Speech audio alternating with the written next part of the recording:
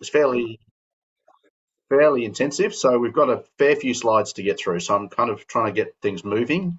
We're covering an update on the gas installation and servicing standards and the implications for commercial catering gas equipment, primarily relating to Victoria, but there are some Australian standards issues here, and then obviously there's some potential repercussions for elsewhere in Australia as standards change there as well. So I think it's very useful for the whole country, but particularly if you're in Victoria right now. Just a few things about the order of play today. So we've got 60 minutes allocated.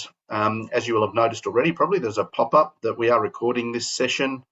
There are a few items in the presentation that may be subject to copyright. So we just got to confirm some of those pieces before we can send out this presentation in its full format. But we will have at worst, a version of the presentation in a reduced format without those copyright issues in there. As I mentioned, just keep those mics silent if you can. If you do have questions, please use the chat button throughout the presentation, and we'll do some breaks in between sections to answer the questions so they're relevant to the last speaker. And then there'll be that Q&A session at the end with open mics. I'll just quickly welcome the speakers.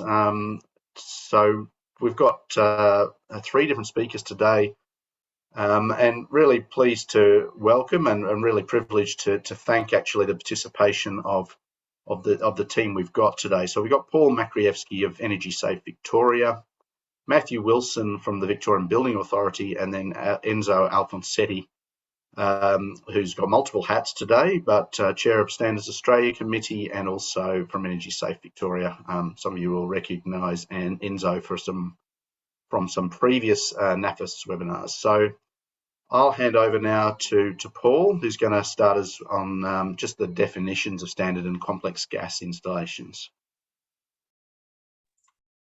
Thank you, Kerry, and good morning all. As discussed, my name is Paul Makrievsky. I'm one of the team leaders with the gas operations team, and I'm going to try and cover off as best as I can on the differences between what we would determine as standard gas installations and complex gas installations. Now, this is quite a complex bit of legislation, and it is written into legislation, which is the reason why it is something that we can't really veer too far off from what we've listed already, but we'll try and cover off as best as we can and discuss the differences so that hopefully by the end of this presentation, you've got a clearer understanding as to the installation you're working in, whether or not it sits with the VBA as a standard gas installation or Energy Safe Victoria with the complex gas installation. So to kick it off, I thought we'd start off with standard gas installations, because effectively the legislation in Victoria actually defines what a standard gas installation is, and then basically what is not listed or defined as a standard gas installation ends up becoming complex gas installation. So if we can try and get our heads around what a standard gas installation is, then hopefully with a bit of luck, we can then work out exactly where complex gas installations sit. So in its simplest form, a Class 1A building, which is effectively your residential house, that would be considered a standard gas installation. In addition to 1As, we've got a Class 2 building. So a Class 2 building is effectively a multi-unit residential building. And the caveat there for it to be a standard gas installation is that it has to have lesser than 5 stories. So 5 stories or fewer, I should say, not lesser than 5, is the cutoff point. Anything over 5 stories then will sit with the complex gas installations. And then obviously we've got a caravan or a mobile home, which is listed as a standard gas installation as well. So moving on to our next slide, hopefully this works. So we've got a Class 5 office building. Now these are generally just your standard office buildings with 5 stories or fewer, and a total gas consumption of 500 megajoules or less, metering pressure no greater than 7 kPa, and 4 gas supply points or fewer.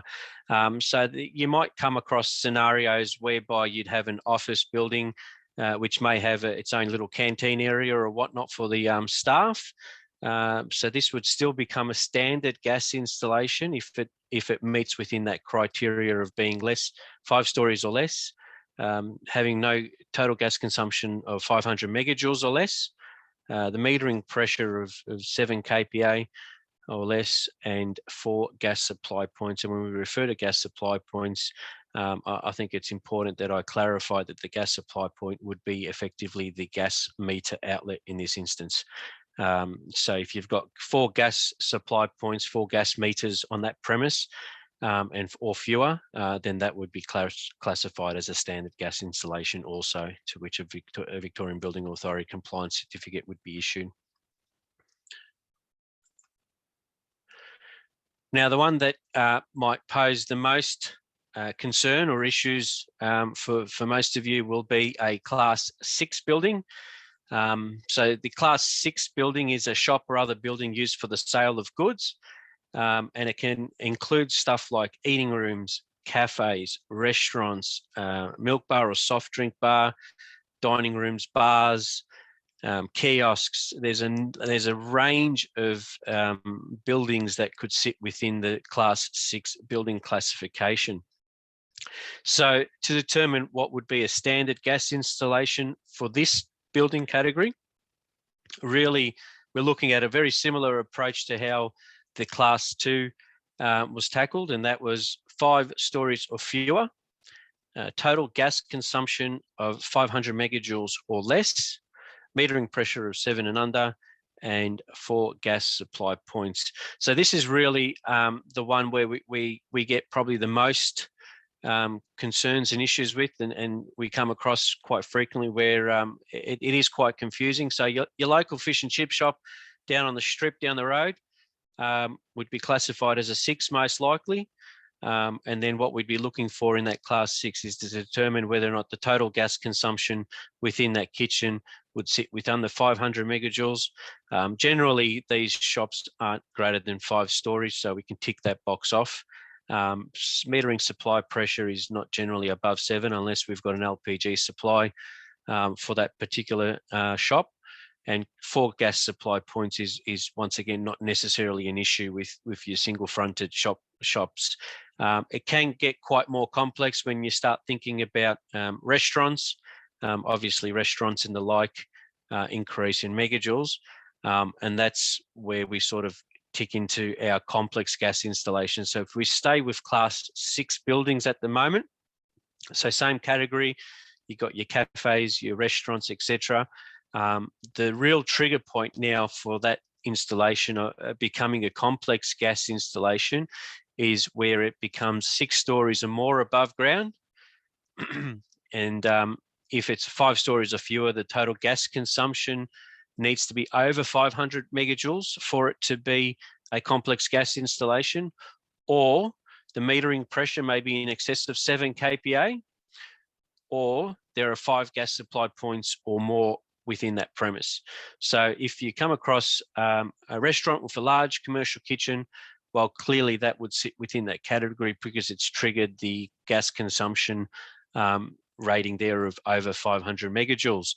It's also really important to highlight what the metering pressure might be, and also the gas supply points and the height of the building, because effectively the restaurant might be less than 500 megajoules, but it might be in a building that is above 6 stories.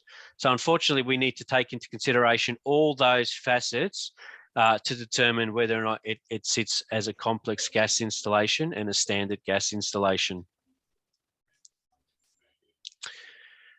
Now, we did mention standard gas installation being a 1A, which is your standard home. When it comes to complex gas installations, though, the 1Bs sit within the complex gas installation scheme. So a 1B is effectively your boarding house, a guest house, a hostel, maybe a short-term holiday accommodation or buildings of that similar nature. And interestingly enough, a boarding house, you might look at it and it might look exactly like a Class 1A building, which is just like your normal residential building, or even the guest house these days might, in appearance, aesthetically look like a 1A building. But if it's classified as a 1B building due to the nature of that building, then we would suggest that would need actually a complex gas installation submission. Now, the other one is a Class 2 building. Once again, we did mention Class 2s as a standard gas installation, but you may recall that a standard gas installation Class 2 had 5 or fewer. When it comes to a Class 2, which is a multi-unit residential development and apartment building, well, then anything 6 stories or more above ground sits within the complex gas installation space. So if you've got a commercial kitchen in a high-rise building, whether it be up the top or down the bottom, the building would be classified as a Class 2 and therefore becomes a complex gas installation. We've obviously categorised our installations based on building classes. So a Class 3 building, once again, is a complex gas installation, which may be long-term or transient accommodation for a number of unrelated people. So your backpackers hostel. You've got the unique setup of a Class 4 building, which might be something similar to like a caretaker's residence in a storage facility, as we've tried to depict here, just to try and highlight the different types of buildings we may come across. And a Class 5 office building. So once again, we mentioned Class 5 in the standard gas installation space, but you may have noted that in the standard gas installation space, the Class 5 was 5 stories or fewer. In the complex gas installation world, we're actually looking for 6 stories or more above ground. But notwithstanding that, if you do have less than 6 stories, so if you've got 5 stories or fewer, then we're also looking at the total gas consumption meeting that 500 megajoule criteria, the metering pressure and gas supply points also. So unfortunately, it's not as straightforward as just saying Class 5 is complex, Class 4 is, or a Class 1, for instance, is standard. There's a few details that need to be considered once you've established what the building classification is. A Class 7 would be a warehouse, a storage building such as a car park or warehouse, and a Class 8 is a building such as a laboratory, a building for producing, assembling, altering, repairing, etc., etc. So the different categories of building classes will once again trigger whether or not it sits with complex or standard, and in this case, 7 and 8 would sit as a complex gas installation. Now, the other one is obviously a Class 9 building, which can potentially be a hospital, as we've depicted here, but it would also quite possibly be a school canteen. So if you're looking at supplying gas appliances within a school canteen for the commercial catering equipment, then technically that's a Class 9 building. It would be constituted as a complex gas installation. And the other one is a Class 10 building there, which could be a large shed, garage, carport, or bushfire shelter.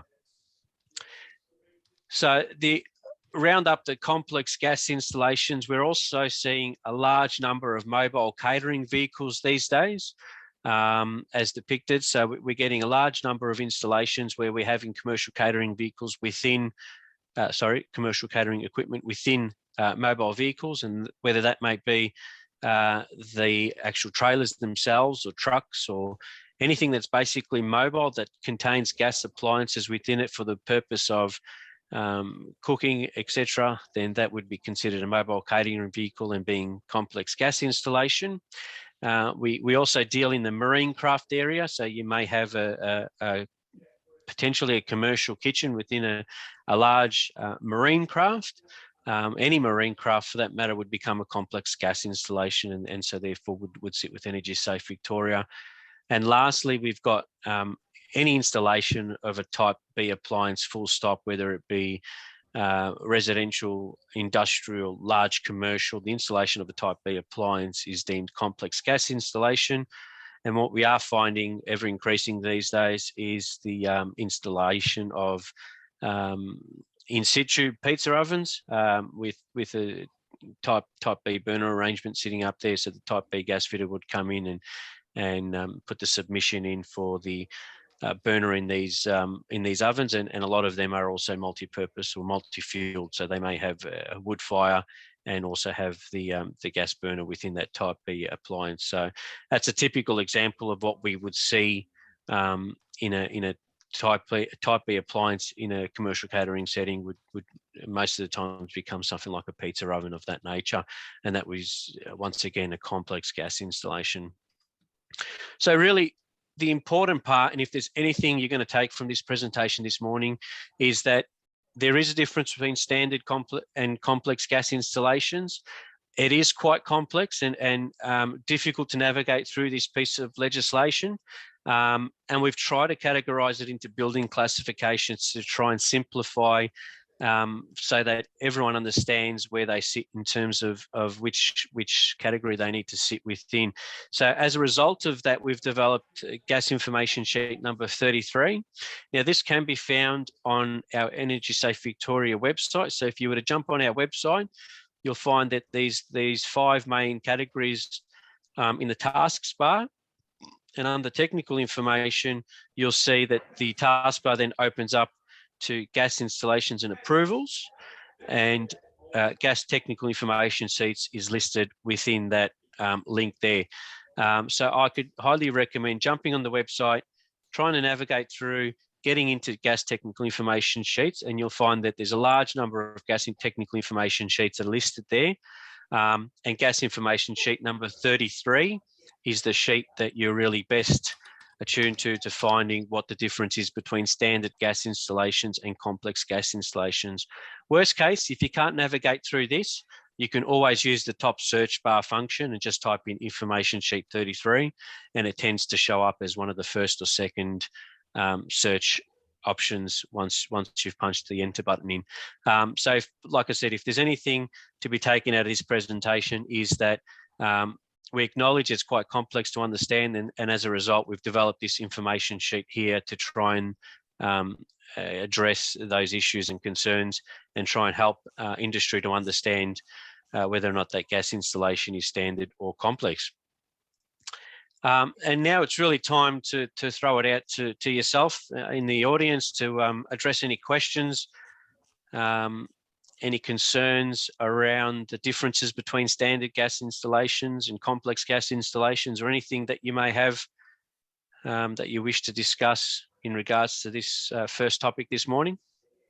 Paul, it's looking like at the moment we don't have any questions in the chat. So obviously you've done an immaculate job in answering everyone's questions before they've asked them and presenting that rather complex info in a really clear way. So thanks for that. If there are any other questions around that topic later on, then we might come back to you for those. But maybe we'll move on to Matthew Wilson now from the Victorian Building Authority, who's looking at servicing and licensing requirements. Thanks, Paul, and thanks, Matthew. Thank you, Kerry. It's Matt Wilson from the Victorian Building Authority. I'm a Senior Tech Advisor with the VBA, and I've been with the VBA for about 23 years. I just want to touch on the changes to the Gas Safety Installation Regulations 2018 and why the changes have happened. Since 2010, I'll get Paul to go to the next slide for me. Since 2010 in Victoria, there's been 3 confirmed fatalities from the incidents of carbon monoxide poisoning and several incidents of non-fatal carbon monoxide poisoning exposure. And as a result of the coroner's findings from the death of Mrs. Sonia Sophianopoulos, 8 recommendations were made. And with consultation with the industry, we mandated the requirements, or one of the recommendations was the mandating of AS 4575 for gas servicing work, which would improve, hopefully, the safety outcomes for all building occupants and the general public. Paul, next slide, please. So what's changed?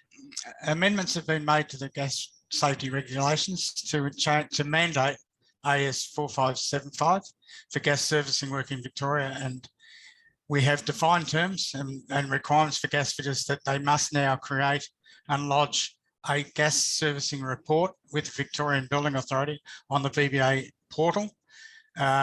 It's a gas service report that indicates the work that you've completed as part of any gas servicing work on a standard gas installation. There are penalties for failing the report on gas servicing work or for providing false or misleading information in that report. And there are the regulations that are relevant in the gas safety installations. I'll go on to the next slide. I'm going to keep it moving because there's a bit to go through. So type A appliance work is the internal cleaning, maintenance and adjusting of any type A appliance. No, thanks. No. I'm listening to a seminar. Sorry. and it includes the replacement or component of any component of a type A appliance. And this would include any work on, such as the replacement of a thermocouple in a hot water unit, a cooktop or a heater or a gas valve.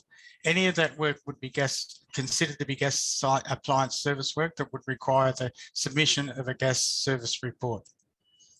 Next slide. So what's the difference between gas fitting work and gas servicing work? Gas fitting work is also defined in the plumbing regs, but it is not considered a specialised class of plumbing work and can be carried out by any person that holds the type A appliance or type A gas fitting licence or registration. Servicing work is a specialised class and fits within the definition of servicing or repairing on installed appliances. It would also be considered gas servicing work, and it's work that is incidental to the installation of an appliance, installation of appliance would be considered gas fitting work. On the back of your card, you'll show the main classes of gas fitting as indicated on the screen. And for the specialised class, so anyone servicing a gas appliance that's been installed needs to understand that they need to hold that specialised class of gas servicing for type A appliances. Next slide, please, Paul. So who can do that work? Gas fitters performing gas servicing work must hold either a licence or registration in the specialised class of type A appliance service work. Plumbers who are registered or provisionally registered must not do any type A appliance service work unless that work is carried out under the supervision of a plumber or a gas fitter who is licensed to carry out that work in that class as well. An apprentice can perform any class of plumbing work under the supervision of a person licensed in that type of plumbing work or gas fitting work without being licensed by the authority as an apprentice only. It's also a requirement of the Building Act that a person is licensed to carry out specialised plumbing work with penalties of up to 500 penal units. Next slide, please, Paul. So in the new standard AS 4575, the standard requires minimum requirements or specifies minimum requirements for appliance service work, repair work, and conversions from type gas, from LPG to natural gas or vice versa.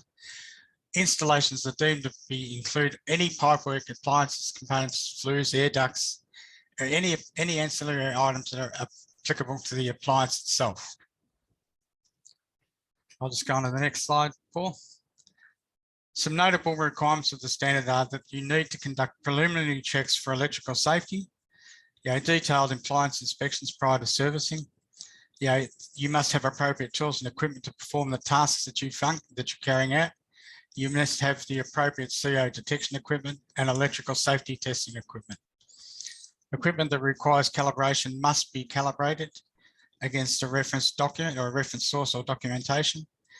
They should be maintained to ensure that they have appropriate calibration status.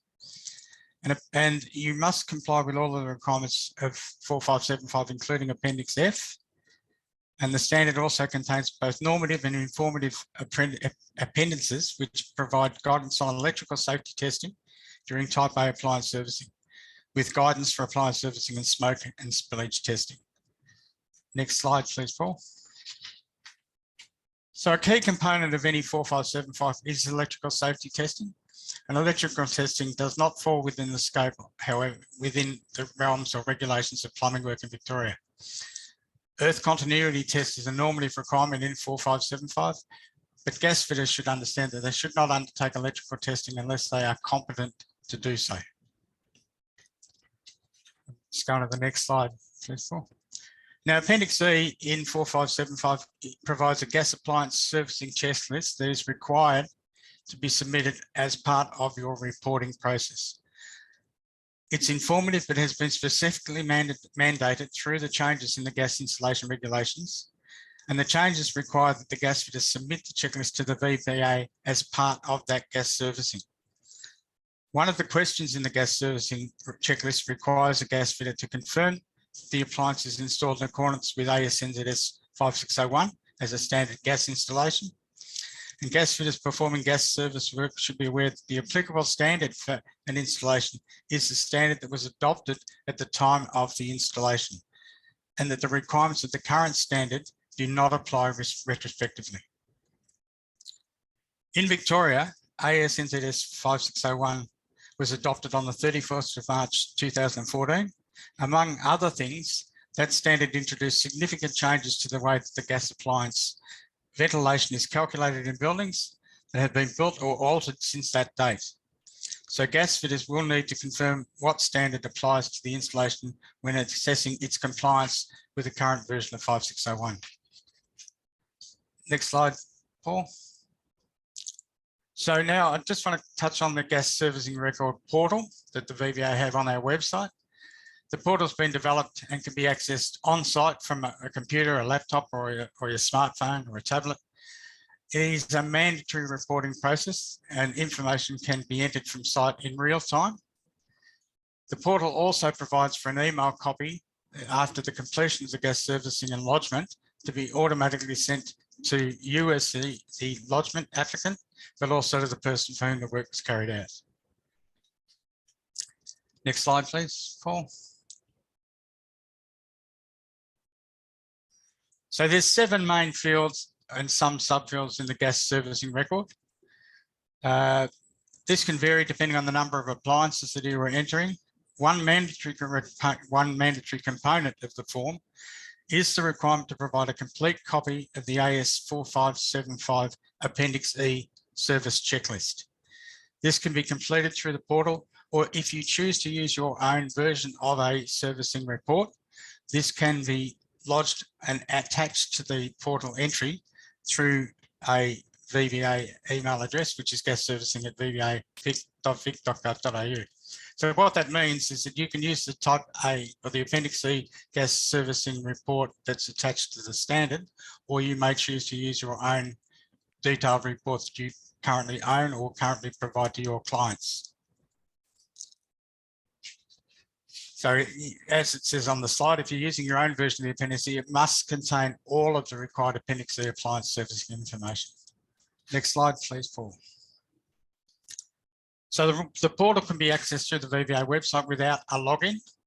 It's free. There is no cost involved in the lodgement other than I guess for this time. But there's no cost to lodge and submit the form. The form can be saved and completed later. And a reference number appears on the screen when the form is saved. You must have both the full reference number and the license registration number to retrieve the form if you enter the form but don't complete the form at that time. Next slide, please, Paul.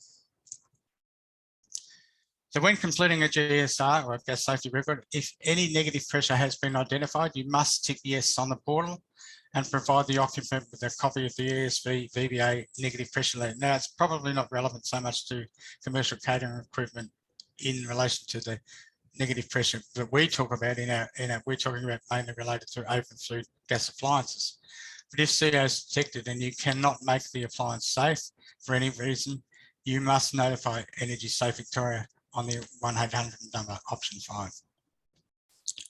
Next slide, please, Paul. So when conducting Type A appliance service work, compliance certificates would only be required when the service work has a total cost, including labour and materials, of $750 or more, including GST, or it involves the installation, relocation or replacement of any gas using appliance, modification of the consumer piping, or disconnection and removal of appliance from its fixed position, even temporarily. The appliances must, however, be fully commissioned or recommissioned if being restored or reinstalled. Sorry. I'll just go on to the next slide, Paul. I think there should be. I've cut a couple out, have we? So that's. We've got a few questions there, Matt, and maybe Enzo might want to chip in with some of the answers as well, depending on who's most relevant here. Robert's asked, how do I know what is a Type A appliance? Yeah, look, I'm happy to take that one, Matt, if that's okay. So look, a Type A appliance is an appliance for which a certification scheme exists. So if the appliance has got a certification badge or label on it from one of the 5 authorised certification bodies, which include the AGA, IATMO, SAI Global, Global Mark or BSI, so they're the 5 certification bodies, then it is a type A appliance. If it doesn't have that information on there, then it will have information in relation to approval or acceptance from Energy Safe Victoria as a type B appliance. Thanks, Enzo. Then another one here from Andrew Brain. Thanks, Andrew. Welcome. What's the qualification requirements of an individual to change out gas jets from natural to LP? So a gas fitter would have to have the type A appliance conversion accreditation. So it's a specialised class of gas fitting work. So a gas fitter cannot convert on-site, cannot convert a gas appliance from one fuel gas to another. They would need to have the type A appliance conversion. Yep, and that's a Victorian requirement. That's a Victorian requirement, yeah. The next one, maybe Paul or someone might be the best here, I'm not sure. What are the requirements for other states, NT, for example, on the servicing record? Any takers on that question? I believe at the moment it hasn't been mandated into their regulation. Enzo, you might have a bit more information, but that's my understanding in the NT. Yeah, look, I don't believe it has been in the NT. I know that in Tasmania they've called up the servicing standard AS4575, and I know that obviously we just have, as Matt's just gone through in his presentation, but I'm not, I haven't heard that the NT or other jurisdictions at this stage have called up the servicing standard, but I'll make some inquiries with the other technical regulators and find out, you know, what the latest situation is in relation to that servicing standard and whether they've called that up in their legislation. Thanks, Enzo. A kind of relevant question, I suppose, to that one from Stuart Moody. G'day, Stuart. With reference to other states, is the ESV standard the premier standard? i.e., can this be followed as a single standard that either meets or exceeds the standards in all states? Well, it's the first thing to say is that it's not really an ESV standard, it's an Australian standard. Yep. So it's up to each jurisdiction whether they want to adopt it in their legislation. And so up until recently, we had it as a voluntary standard in Victoria. It's now a mandatory standard. And as I mentioned, it's also mandatory in Tassie. So, you know, it's up to each jurisdiction ultimately whether they want to take up, you know, the adoption of the servicing standard and then enforce compliance. Cool. I guess the part of that stands out to me, that question is from Stuart, is whether if you did follow the protocols in place within Victoria, whether you believe you would exceed the standards in other states. Do you have an opinion on that one, or is? Oh, look, I think you know the standard is in other states where they haven't called it up is a voluntary standard. So if you followed the protocols of that standard, then it would stand you in good stead. You know, in the absence of anything else. Great, thanks, Enzo. Kathy Goodwin, always good to see you, Kathy. What are the rules about tethering equipment that has been installed on casters and flexible braided hoses? So we're sort of getting into the 5601 requirements here now. Do you want me to answer that one now? Or do you want me to leave it till the end? Well, let's keep going through the presentation, maybe, Enzo, and then if you need to kind of cover it when you get to that section, maybe you cover it off there. Yeah. Okay. I'll come back to that one. I'll go through my 5601 presentation, and because there might be other questions in relation to that. Yeah. Yeah. And some of the other questions coming through, maybe we'll move on now and come to those at the end if they're not covered through the remaining presentation, because it's pretty much you till the end now, Enzo. So maybe I'll hand over to you. Yep, no problem. Thank you. All right. So the gas installation standard ASNZS 5601. First off, I should just start off by saying that, as Kerry mentioned from the outset, I wear two hats. One is as the chair of the AG6 Standards Australia Gas Installation Standards Committee, which incidentally is also responsible for the servicing standard AS4575. So the committee actually, maintains both the installation and the servicing standard. And I'm also the head of Type A gas appliance safety at Energy Safe Victoria. So we've been working on a project to revise the gas installation standard AS/NZS 5601 Part 1 for general gas installations for quite some time now, and the publication of the standard is imminent. We're hoping that it'll be published next month in August, but that is subject to Standards Australia trying to sort out some of its formatting issues with some of the tables in the new standard. So we're hopeful that it'll be published next month. If not next month, then certainly I would expect it to be published by September. So first slide, I'm just going to go through some of the changes that directly impact on the commercial catering sector. So the first slide, there is a new clause 5292 in relation to commercial kitchen isolation.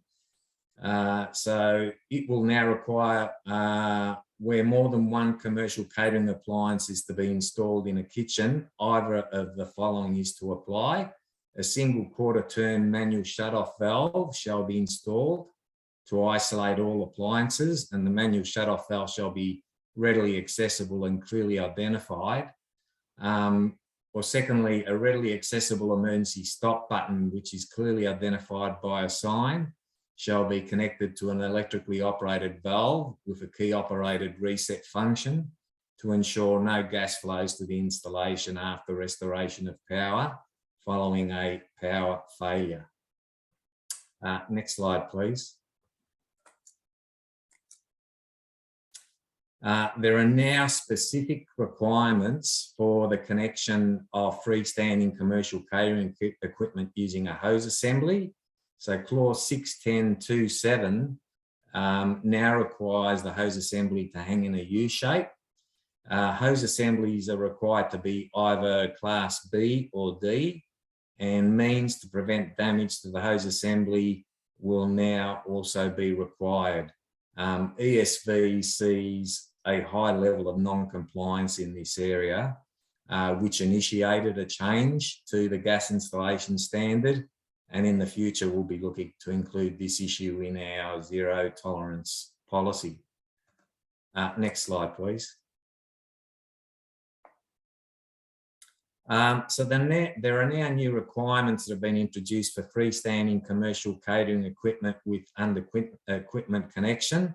So clause 610.110 now specifically prohibits the connection being made using a hose assembly or a semi-rigid connector. And the other thing that I should say on semi-rigid connectors while we're talking about that is that semi-rigid connectors shall only be used in commercial catering installations where the appliance is permanently fixed to the mounting surface so that movement is not possible once in the installed position, and the semi-rigid connector is protected from mechanical stress, for example, bumps and knocks, etc. So that's something worth noting. So clause 610.22, still on grease filters, is not limited to just grease filters located directly above commercial catering equipment or appliances, but rather incorporates any part of any grease filter, which is within the minimum required exclusion area, as depicted by the picture on your screen.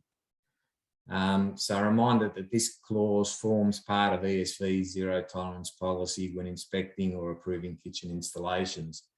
So, we've had questions on that one where clarity was sought. Hopefully this will provide that clarity to to installers of commercial equipment. Any questions on the standards? So there's a few there, Enzo. I mean, I'll start with this one, which I kind of covered off, I think, but maybe you just want to clarify. Does what Enzo is talking about now regarding shut-off valves, etc., apply to all states, i.e. New South Wales? So, I mean, you did say that effectively the standard's not yet published, it's coming in later in the year, but then it will apply in all states, correct? Yeah, that's correct. So once the standard is adopted, once this gas installation standard is adopted by each state, it will apply from the date of adoption. And you'll have to check with each jurisdiction when that is. Certainly in Victoria, at this point in time, for complex gas installations, we're looking at a 6-month transition period for the implementation of this standard. And with the Victorian Building Authority for standard gas installations, they are currently considering whether they're going to allow a 6-month transition period. But at this point in time, neither myself nor Matt can give you a definitive answer on that. But as soon as we get an answer from the VBA, we'll let you know. But certainly, you know, the ESV Commission has given the all clear for a 6-month transition for the implementation of this standard for complex gas installations. Andrew Brain has asked, has the standard considered a single connection of multiple appliances via a manufacturer's provided manifold? I think combination cooking range is in there, Enzo. Yeah, it is in there. So this is where you've got a manufacturer providing their own manifold. Is that what I'm hearing? Correct. Yeah. Well, that would have to be part of the certified design, in my opinion. If you're talking about certified type A appliances, it would have to be considered as part of the certified design. If it was not a type A appliance, if it was a type B appliance, it would have to be considered under the acceptance process for a type B appliance. Cool. What have we got here? Steve Ellicott. Will gas appliance commissioning by the installing gas fitter plumber be recorded with the new recording procedure? No, the original installation would be subject to the normal compliance certificate, and he'd be expected to have installed, tested and commissioned the appliance. The reporting mechanism is only for service work on installed type A appliances in standard gas installations. Thanks, Matt. Chris, is there a specific specific size installation that the e-stop will be a requirement for? No, there is no specific size. It all comes back to what I was saying earlier with regards to the number of appliances. So where you've got more than one commercial catering appliance. So if it's only one commercial catering appliance, then it's not required. But if it's more than one, then it is. Great. I've got this one here that's just come through from Michael. Commercial open burner appliances installed adjacent to deep fryers. I consider this as a combustible surface. However, I cannot find any rule in 5601 or 4563 or in manufacturer's manual specifying a distance. I use a rule of thumb approach to install a heat shield. However, I require a clause to use for reporting to customers installers. He's right. It's not called up in any of the gas standards, but really that falls under work health and safety law. And you've got to make sure that the installation is safe for the operators, as it is a workplace. So 300 mil is generally the rule of thumb that we generally would use. So a splash shield would suffice that, or an infill bench of 300 millimeters to separate the two. And it's really no different if you were to have a pasta cooker or a deep fryer side by side. You can't have water dripping into the deep fryer. You'll have an oil explosion. So same rule of thumb. It comes under work health and safety.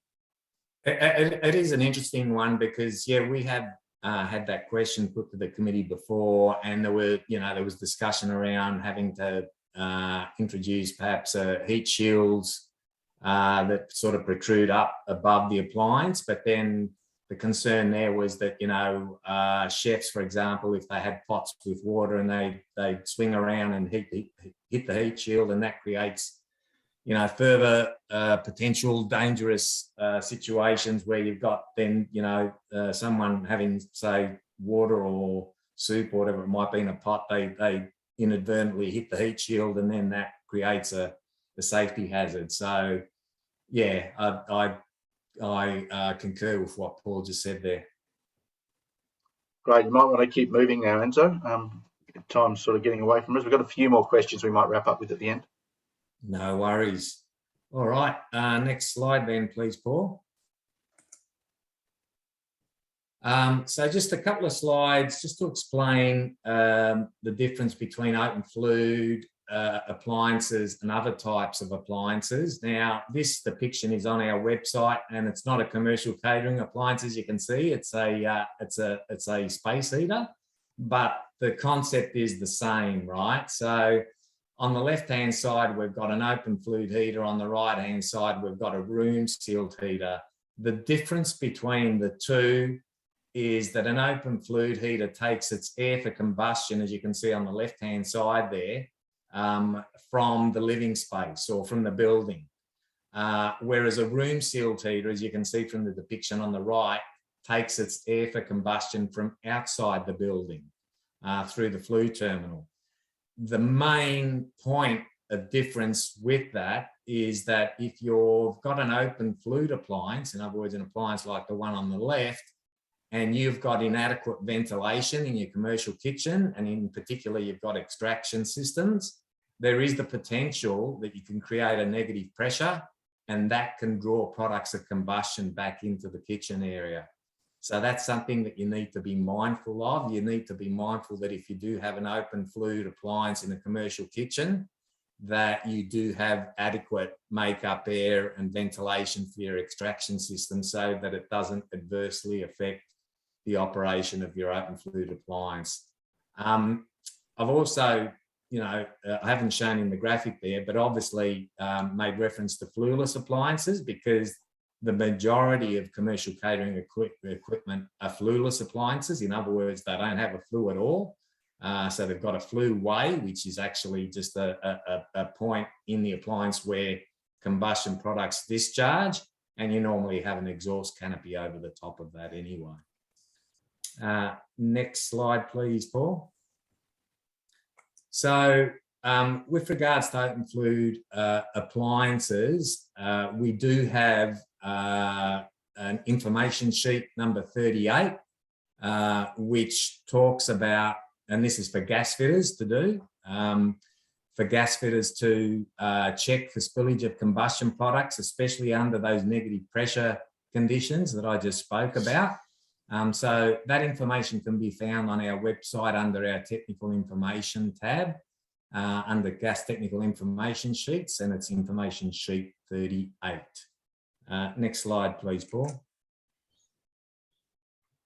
And what you'll also find on our website under technical information, if you click on the link there, you can see on the left-hand side that talks about negative pressure environment, you will find an animation. So in your own time, you can click on that animation, and that will basically display what I've just described to you about the impact of exhaust fans. Although in the animation it's a residential depiction or environment, you could equally apply that to a commercial kitchen where you've got, extraction systems. So I encourage you all to have a look at that and take that into consideration, and ask your gas fitter to take that into consideration when they're installing an open fluid appliance in a commercial kitchen. I think that's the last slide. So yeah, questions generally. Yeah, thanks, Enzo. There are a couple more. So I think maybe anyone who's feels best placed to answer these can answer them because they range in relation to the presentation. But there's one here from Martin Christ. Welcome, Martin. So we can use a flexible connect to an appliance as long as the hose does not sit on the floor. Example, hose comes out of an 850 duct and hooks into the appliance at, say, 700 millimeters. So is that acceptable, Enzo? Yep, so you can use a hose assembly. You just have to make sure that it's not, dragging on the floor and that it's in a U shape, obviously to allow for, if you need to pull the appliance out. But yeah, you can't have a hose hanging on the floor, and in particular, as we've seen a lot of times with commercial catering installations where hoses are basically sitting under the appliance. Enzo, just on that point, I think the supply point at the appliance and the mains, the consumer mains piping has to be at the same height where the hose connects. Is that still the case? That was in the public comment of 5601 when it came out. I think it was last year. Is that still the requirement? Yeah, I believe so, Paul. I'll just double check that. I believe that's still the case. So that's That's for a high level oven connection. For a high level oven connection, that's correct. Yes. Yep. So there's another one here from Murray Spur. Grease filter clearance starts to arch downwards. Is there angle or measurement where this stops? The best one to try and answer that one, Kerry, is dependent on the height of the canopy that it sits above. So as you can imagine, if the canopy is marginally shorter than usual, then that arch will come to the lowest part of the grease filter to the adjacent side. So it really depends on the grease filter, the lowest part of the grease filter, and where that sits. If the grease filters adjacent to the appliance are really low, well then that arc will increase to accommodate for the lowest part of that grease filter. Thanks, Paul. Andrew Brain has put a image into the chat. I haven't downloaded. I'm not sure if there's a question or comment around that, Andrew. Maybe if you want to open your mic and ask, feel free.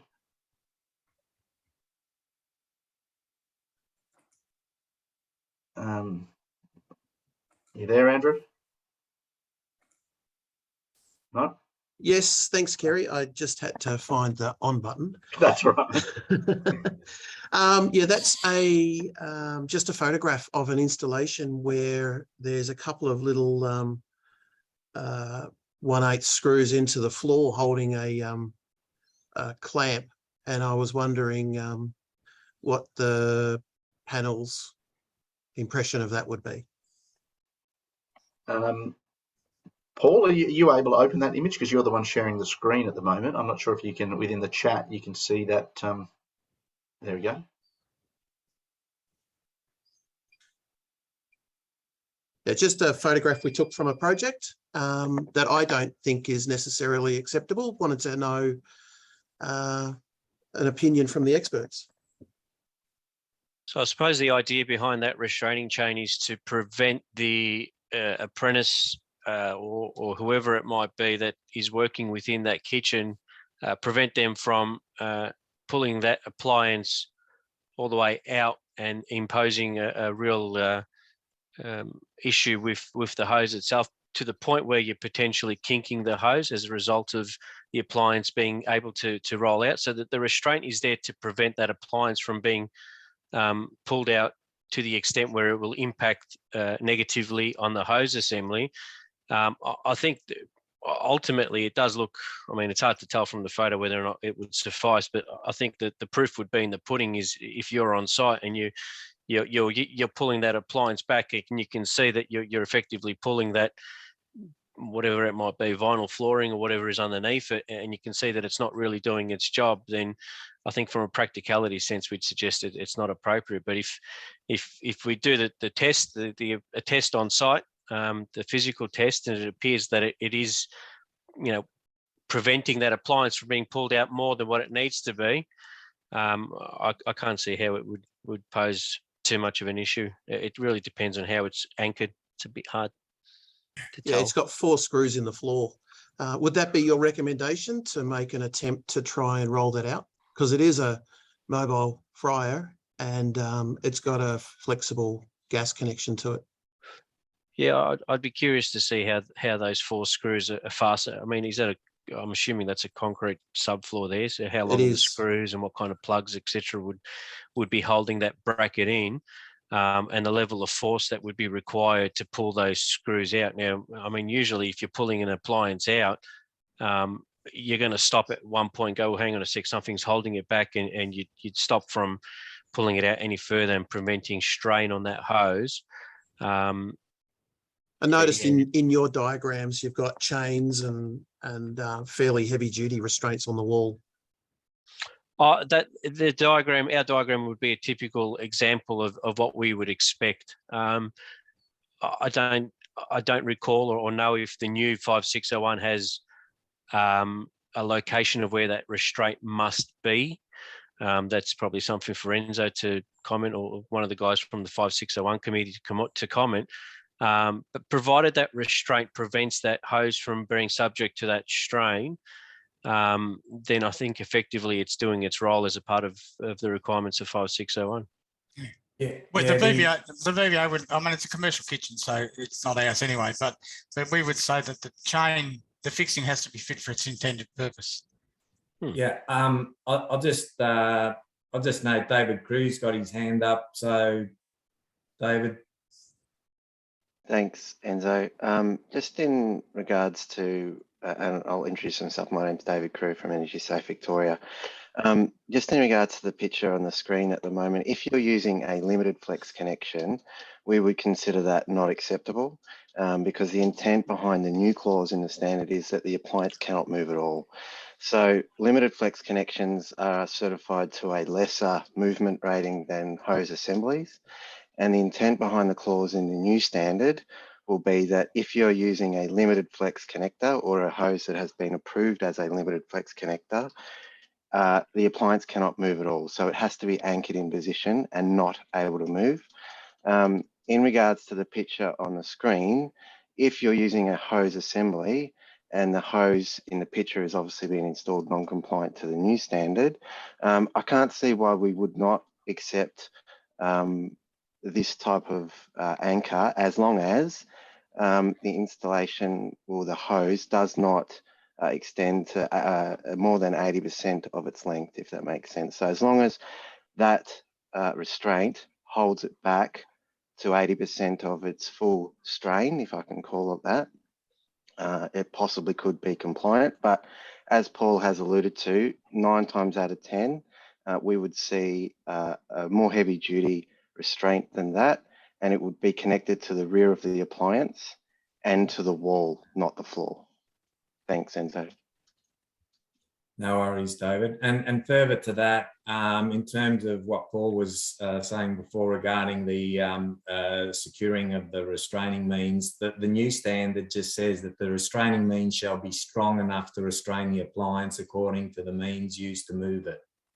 So it's, you know, it's sort of not too specific, but essentially, you know, a bit of common sense prevails. You don't anchor it to a point where, you know, if there's any strain put on it, it's going to give way. One thing probably, and so I'm not sure what your opinion, but probably from health safety, there will be some objection to that kind of mounting on the floor. Not from gas safety, but from health safety. Yeah.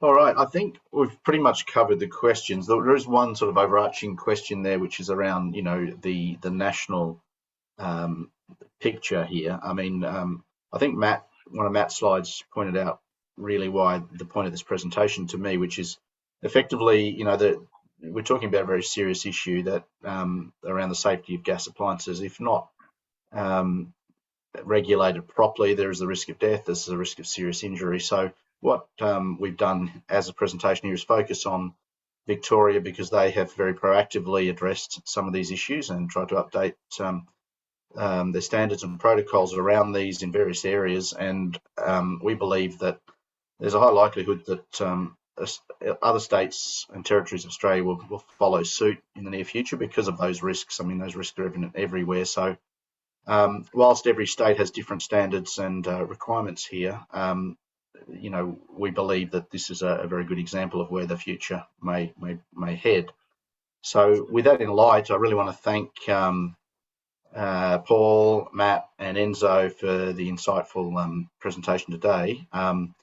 We've already had some commendations, such as from Andrew, who provided that picture, saying that he thought the presentation's invaluable, and thank you very much, and a few others. Great presentation, very informative. So I think that's really good feedback. We're really grateful for you guys to take time out of your busy lives to present to us, you know, obviously the time you've put into putting the presentations together. Many thanks from NAFIS and from the delegates today. Just a few NAFIS messages as well. We do have obviously the Fine Food Show in Melbourne coming up in September from the 5th to the 8th, I believe it is, at the MCEC. In conjunction with that event that I'm sure everyone's looking forward to, there is an industry dinner for our association. A lot of seats already sold, 240 people, so there is a bit of availability left. So if anyone wants to book a seat or a table, please contact NAFIS. We'd love to have you there. And also, obviously, the CFSP course that's increasingly popular, all online still at the moment, and probably going to continue along those lines because it's been very successful. So that training program for our industry, which we believe is invaluable. The next training event is in November on the 7th, 8th and 9th. There are limited places available for that particular event, so get in quickly if you want to get CFSP training. There will be obviously more dates locked in for next year, but that's the last one for this year. We've already had 2 this year, which have been very well attended. So run a few minutes over time, but I think it's worthwhile to have done so. And once again, thanks very much to the speakers, and thank you also for those who have attended and participated with your questions. Much appreciated. I hope to see you in Melbourne at the Fine Food Show. Take care. Bye. Thank you. Thanks, everyone. Thank you. Thank you. Thank you.